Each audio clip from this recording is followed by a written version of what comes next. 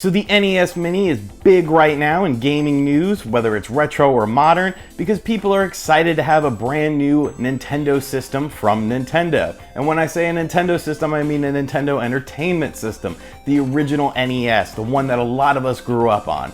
And while it won't run, cartridges or whatnot, it is still an officially licensed Nintendo product. Now, I've been seeing a lot of stuff online today about ATGames, or ATGames, I'm not sure how you say it, and their Sega Mega Drive clone, that this is going to be a new battle this holiday season between the AT Mega Drive and the NES Mini, just like the good old days with Sega versus Nintendo. And no, it's nothing like that.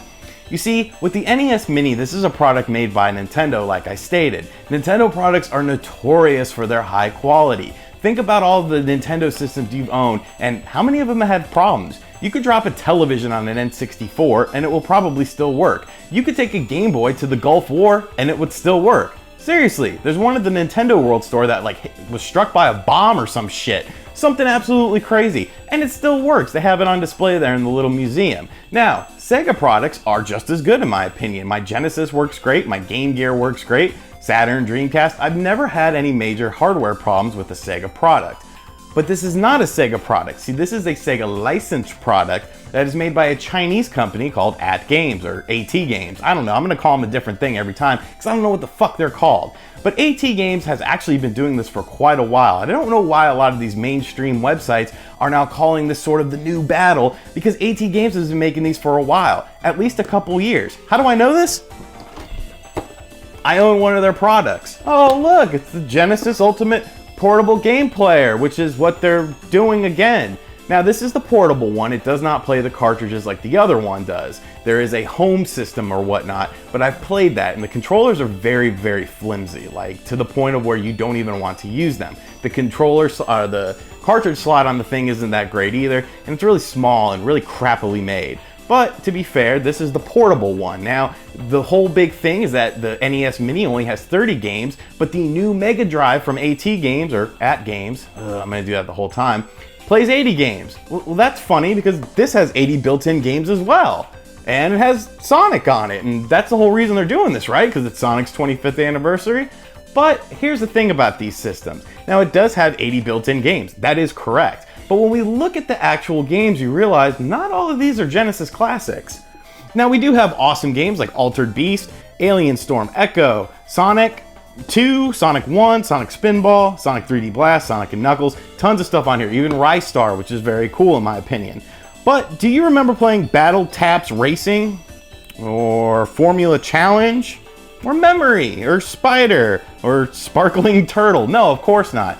You see, half of these games are actually shitty flash games that are put on this system to beef it up. So in actuality, there's probably, let's see, 1, 2, 3, 4, 5, 6, 7, 8, 9, 10 times 4. There's about 40 Genesis games on here. But that's still more than the NES Mini, right? That is true. But there's the whole thing about how these games play.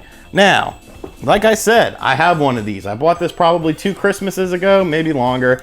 And let me just tell you, there are problems with this thing. I don't know how well this will pick up. I am going to play Sonic the Hedgehog, because that is a very memorable game. But you can see some problems with it right at the start. First off, the sound quality is going to be atrocious. But the sound is kind of what I want to emphasize. See, it's kind of staticky. Not that great, but let's get into it. Now the screen is pretty, pretty decent. But can you hear that? Doesn't that sound like a pitch off? What the fuck is this music?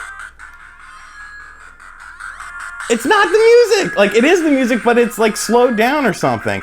And a lot of these games have problems like that. Listen.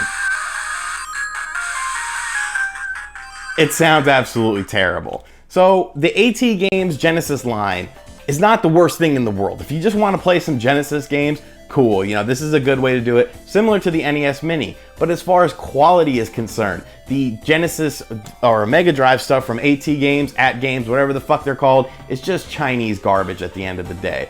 I'm hopeful that the NES Mini will be a strong and, you know, well-built system with Nintendo's branding on it because it's an actual Nintendo system, whereas these are not actual Sega systems. So don't believe the hype. The ATGames Mega Drive is not going to battle the NES Mini this holiday season. Video game websites are just being stupid and looking for clickbait. What do you think? Have you ever played an ATGames Genesis or anything from ATGames, ATGames, whatever the fuck they're called? Let me know in the comment section below. Thank you for checking out this video. Make sure you hit that like button, subscribe to the channel for more retro gaming goodness, and I'll catch you guys next time. Later.